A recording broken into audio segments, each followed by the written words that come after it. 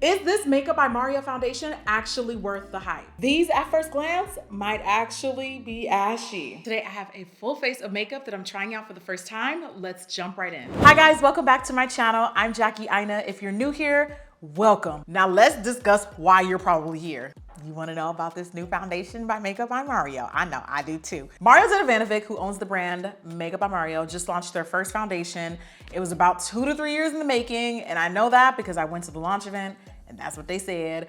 Foundation products can be tough, especially for chocolate girls, so I really wanna try it. It's been highly raved about on TikTok, here on YouTube, and just in the beauty space in general, and I've never actually tried it. Now, when I went to the event, they gave me something that was really cool. Instead of giving me like all of the foundation shades, they gave me like a mini kit. I just feel like if I was still a makeup artist, this would be really handy, so I really appreciated that. I found what looked like 3 shades that I feel are pretty close to my complexion that I wanna try out today. So the foundation is called the SurrealSkin Foundation, and I checked the website, makeupbymario.com. It comes in 30 shades. They did really well to categorize it based on light, light, medium, medium, medium, dark. You guys know that's my vibe. It kind of helps you navigate and what to look for. Like when I'm looking for a foundation, usually the first thing I go to is medium dark or dark. I also think dark and deep, like, there should be some differences there, but that's me really nitpicking. On the website, the foundation is described as hydrating for 12 hours, and it glides on easily for customizable coverage, layer it on or sheer it out. So the finish is buildable, but I'll be the judge of that. Let's get right into it. Just for context, you need to know how I prep my skin. I primed. I always wear primer underneath my foundation. I also did color correcting, so I take an orange shade just to cancel out some of the uneven pigmentation, because it does not matter how much coverage a foundation has. If you don't color correct to make up for the uneven color differences in your face, no amount of coverage can cover that. It will look ashy here and not ashy everywhere else, okay? So now we've got that covered. I told y'all previously, I have 3 shades. So the way that this foundation is described sounds like really one of the makings of some of my favorite formulas. Like I love luminosity, I love seeing my skin, and I love buildable coverage. So let's jump in. I have shade 20 in. They did give me a palette with my name on it. So I'm gonna go ahead and apply the color there so I can see it as well out of the package. I already feel pretty positively about this color because I have a little bit of golden and a little bit of neutral in my skin tone. Boom. I already like that color.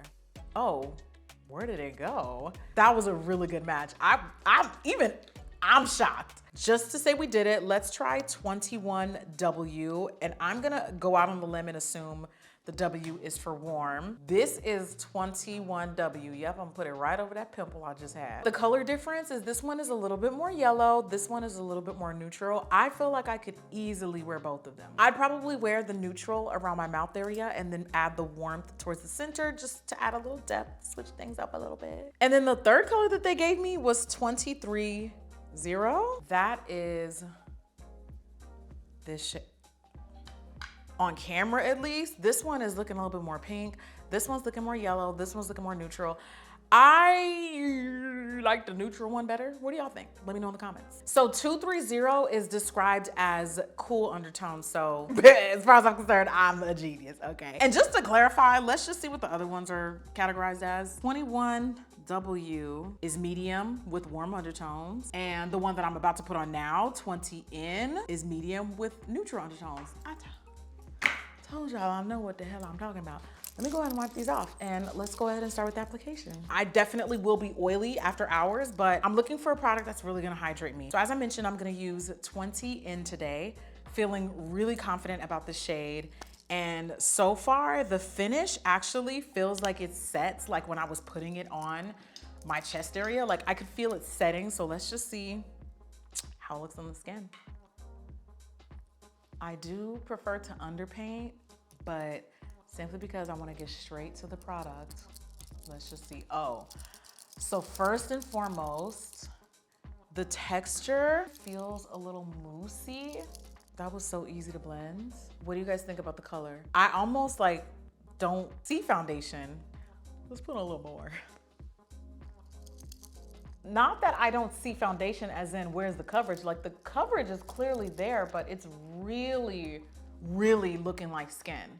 Very dewy though, very dewy. And then this is my bare skin with color correcting, of course. And on that note, this is how my full complexion looks with the SurrealSkin. I genuinely don't feel like I'm wearing foundation. And dare I say there's a little glow, like a little luminosity. I feel like this was probably created for some red carpet moments, you know, cameras that show every single detail. I see this definitely being a finish for like high definition and all that good stuff. But with that said, I feel like I feel pretty good about it. Let's move on to the eyes. I have a palette that's not really new. It's new to me. It's the Huda Beauty Empowered palette. And I'm just gonna kind of walk through because this has been out for a while, and to be quite honest with you, I really wanna focus on like our hero products for this video.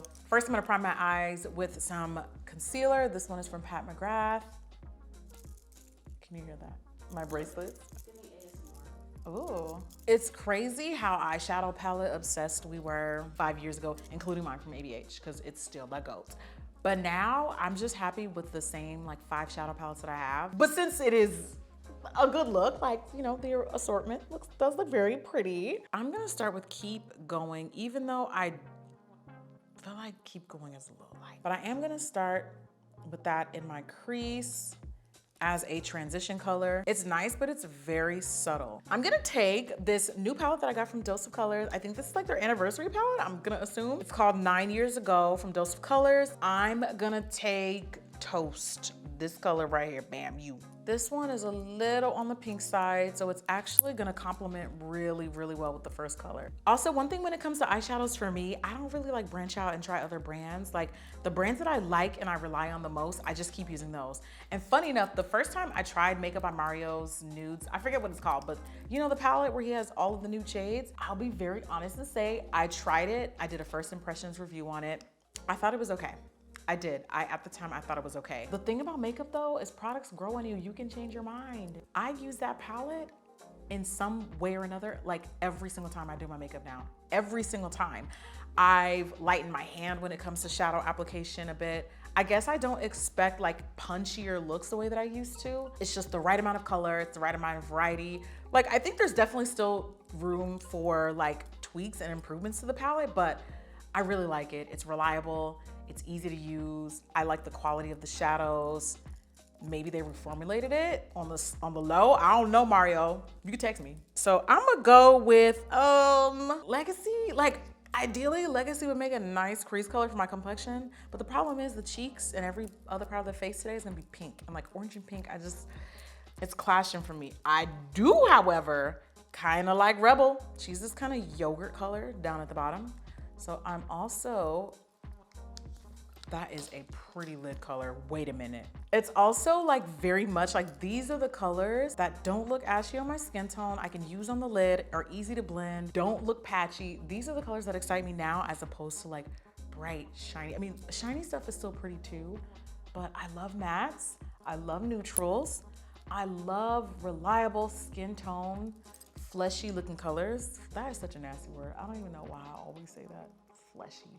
But now I don't want it to start looking too tropical. It's looking a little more pink on my eyes. I'm gonna actually dip into Confident. It's a matte eggplant purple shade, that one right there. Just adding just enough Confident, and like I'm really blowing it out. And don't forget about them temples. Like pull your head to the side, hit them temples.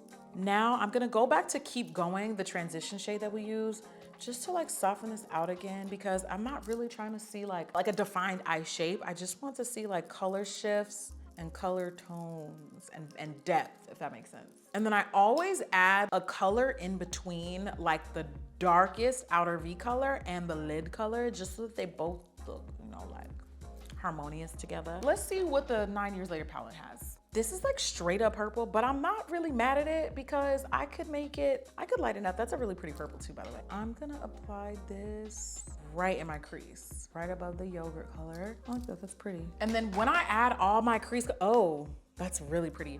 But I like to go in and add my lid color again. Sometimes the lid color be getting a little lost, so I just kind of touch that up. So I'm gonna go back to Confident, the eggplant purple here. As you can see, I already added like a little tinge of black liner just on the outer V. I'm gonna put some purple right on top of it to set and also soften that color a little bit. So I just added my lashes. Now I'm gonna go back to my wipes and I'm gonna do the cleanup of the under eye, and I'm gonna show y'all, even though this might look a little subtle, I'm gonna show y'all why I like applying eyeshadow in a more like all the way back here technique. I'm gonna show you what I mean by that. So just take your wipe and roll it up in your finger just so you can get a nice precise application. As you can see, I have shadow all the way down here, and I'm just gonna use my finger kind of like a knife to cut straight into it. I finished the rest of my face. I did concealer fully. I have not set my face yet though. And I did, you know, zhuzh the foundation a little bit. For blush, this is actually not a new blush for me because I've been using it for the past week or so. And I don't know if this is new to the brand, but I just got it in PR and it's stunning. It's in the shade Encourage and it's from Rare Beauty. It's a really stunning mauve, sort of like light purple shade. And I'm not gonna lie, my skin tone does kind of eat this shade. You know that joke about how black girls have to add like 3 layers of rare blush? That really only applies with this color because it is a little bit on the subtle side, but it's such a gorgeous color that I don't mind. It's so pretty. And it also matches the eyes really pretty. One thing that I've been doing with blush lately, especially pink blush, and I don't know if it's because it kind of gives this wintry wonderland look, I'm not sure, but I really like taking whatever is left over and going right into my temples and adding this sort of pinky shade to my bronzer. It just looks so pretty. The only thing though is you cannot wear a ton of bronzer when you do this because then it just looks too stark compared to the rest of your body. Go light on your bronzer and then take your pink blush all the way into your temples and it just looks so pretty. To set, I always layer my setting powders, and I'm gonna do these quickly because y'all have seen me do this like 59 times. One Size Beauty translucent powder. I have dark and translucent mixed together in here. And then I'm also gonna use the Fenty powder in the shade Honey. Definitely curious to see what this foundation is gonna look like once I set it, because once I set it with powder, it tells me all I need to know. I don't know, I feel like I'm kind of always perfecting it. I'm like always learning. Products change, your taste in makeup changes. So like 10 years ago, I might have thought like, oh yeah, this is like the perfect in-person glam and on camera glam. But now I'd be like, yeah, that doesn't really work for me anymore. But I guess I'm kind of always learning, you know? One thing I would love for people to just be mindful of is that like makeup is not copy and paste. So someone might not understand like why I do a technique or why I don't do a technique. Like for example, there were like certain things I just didn't like to do with my makeup. And like people be like, oh, so like why don't you wear a liner? Like I never understood why you never wear eyeliner. And it's like, cause I just don't like that look, you know what I mean? But because there was a time where like super sharp, harsh liner was popular, I guess people assume that's how everyone should do their makeup, and makeup doesn't really work that way. The biggest takeaway is like makeup should work for what you like and your face shape, your features, and how you want the overall look to be. You know, because the complaint that people often say is that all influencers do our makeup the same. Well, that's what happens when you get pressured into doing the same look. And on that note, we're gonna set my face with a little bit of translucent powder. You guys, I have to do this. I know someone's gonna be like, you should have just left the foundation on its own, but I have oily skin and I already see where the shine is coming in. However, I will say so far, without the powder around this area, it looks really nice. And now I'm gonna go ahead and add powder around my mouth area just to make sure my laugh lines don't, you know, move throughout the day and don't wanna see any creases. But I'm adding a really subtle layer, and normally I would actually set this with a little bit of powder foundation too, but the foundation is kind of the star of the show, so I'm not gonna do that. I'm just gonna do translucent powder. I have really been liking this Dior blush. It is in the shade Rosy Glow. However, it's not the richest of pinks. I will say, if it was any lighter than this, it would be Road to Asheville. With Forever Mood, we started the brand with like Millennial Pink, kind of being like our brand color. But we're like rebranding this year, guys, and I'm not gonna say too much, but I'm becoming more of like a green girl, like a sage green, mint green, pistachio green. And pink is nice, but I just feel like pink is very like mid 2010s. And we're kind of evolved. As far as my brand identity goes, I kind of want to do something a little bit outside of what's popular, you know? The next product is the most complicated product that I've come across so far in PR. And also, Jaclyn Cosmetics, how did y'all get my address? Because I don't know where this came from. I've never gotten PR before. I got one PR package from Jaclyn Cosmetics when they first launched the brand. If you know, you know. And I never heard from them again. And then these showed up, all of their correcting and bronzing powders. And I was intrigued because I was like, wait, they're face powders, but these do not look like face powders. One is orange, so it's really, really warm. And then the others just don't look like what you would put on the face. And I went on the website and they're correcting powders and they're brightening powders. So I was a little intrigued because I was like, wait, like, so which is which? This is clearly to correct. I would absolutely use this to correct. I would use a powder like this, like around my mouth, like if I started to get a little ashy. With these, I'm not quite sure how these would brighten. She also sent me the singles, which I'm going to assume are all of the same exact corresponding colors in that palette of 4, because I held them up like side by side and compared them to all the colors in the palette and they look the exact same shades. So I looked up these powders. I could not find it on Jaclyn's channel to see if she's demoed them, and maybe I just missed it, but I'm gonna go on the website and see what the website tells me how to use these. So the Face It All Correcting Powder, I do like the name.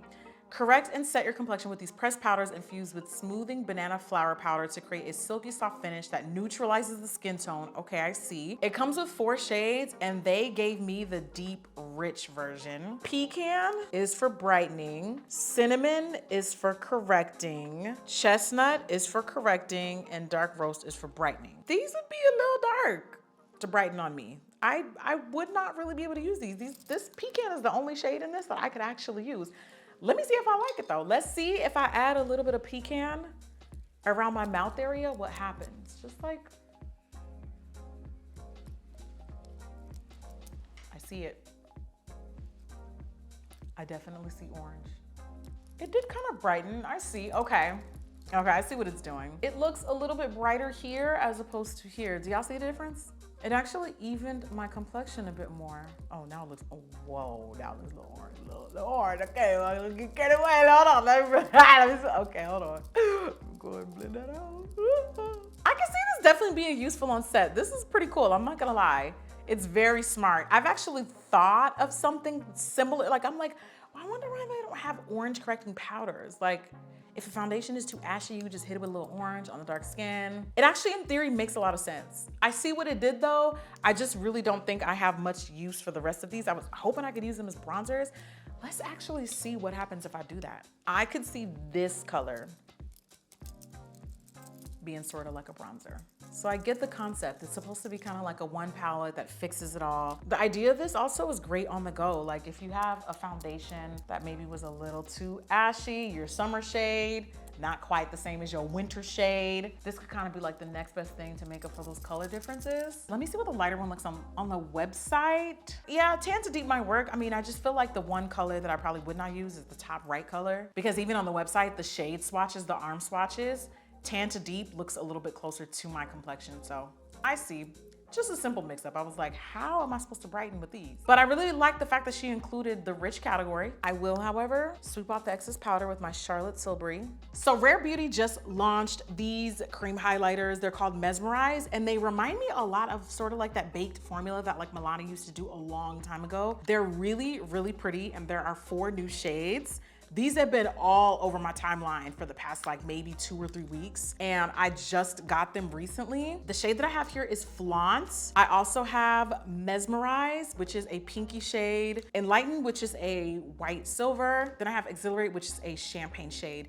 Now my first initial thoughts just by looking at them, and I have swatched one of them, is that they are really, really pretty icy. They're very icy. And whenever I see icy like this, I think of my complexion a little ashy, like a little too light and a little too silver. I think they're absolutely stunning, but on my complexion, these always work better as like toppers more than they do full on highlighter. Like this is like the most subtle, subtle, subtle of color. The last one that I just applied here, Enlighten, is a hard pass. It's way too silver and it's way too light. Exhilarate is this shade here, and there's a little bit of color, but it's definitely not ideal. So that is gonna have to be a pass for me. Mesmerize, the pink, is really pretty, and it's this shade here, but again, because it's silver and because it's pink, it would just read a little bit ashy on my complexion. I would probably use this on top of a more richer, deeper highlight shade for my complexion. The only one that's sort of semi-safe to really build up on me is Flaunt, and I would still have to apply this very sparingly. These probably would make really pretty eyeshadows, but like I said, highlighters just have to be a little bit richer and more on the golden side versus the lighter silver frostier shades that you see in this entire collection. They are really stunning though. With this collection, I was also gifted a brush. It is a pretty narrow application brush, which means you're probably gonna see more highlighter. I'm gonna start with the subtlest of application and see how I like it. This is once again the shade Flaunt. That is really, really pretty, but also really subtle. I absolutely would not apply more than this. In person, I see a little bit more of the golden yellow tone, more than I do on camera. Like on camera, it just looks like straight up silver. Lastly, I have some new glosses from Maybelline. I have 4 of them, and they definitely look like a direct shot at these from Dior, because out of nowhere, these have been all over my timeline. As a matter of fact, these are actually not new. I think these are just new colors. Champagne, gold, copper, pinky shimmer, which I think is pretty. I like that. Actually more burgundy, a little burgundy. And then this one is more of like a rosy pink, but I think that might be a little too much red for this look. So the shade that I have is, oh, it's called copper. It's called copper. It's almost like a rose gold. Whoa, wow, oh my God, and they smell so good. This actually is one of my favorite gloss collections from Maybelline. Not sticky whatsoever. It almost feels like you're wearing a lip balm. That's today's look though. What do you guys think? Do you think anything? Any thoughts, thunk? Let me know in the comments below. All right, guys, so that was the end of today's look. I had a lot of fun sitting down trying a bunch of new stuff. I'm definitely kind of somewhere in the middle. Like some of these were must-haves. Some of these were, undecided. You already know how I feel about the Maybelline glosses because I've actually been using these for a couple years. They don't make a ton of appearances on my channel, but I do like them. So far, my thoughts on the SurrealSkin foundation from Makeup by Mario is it is absolutely a beautiful, stunning finish. I would love to see how it holds up in a full 12-hour day or even a full 6-hour day. And I know Rare Beauty has stands, but nobody is gonna outstand me from being honest about how I feel about a product. So I definitely think these were a bit hit or miss for me, more of a miss, but I do love the brand and I would love to see a shade expansion on these because these are absolutely beautiful. And I feel like we have an old formula getting a new look and is reinvented for today's modern trends because the formula and these are creamy and stunning. Just a little too icy for my complexion. That's it on today's video. Thank you guys for hanging out with me. I hope to see you on the next one because let's be real, you know you're gonna watch another one. And thank you again for watching. Bye.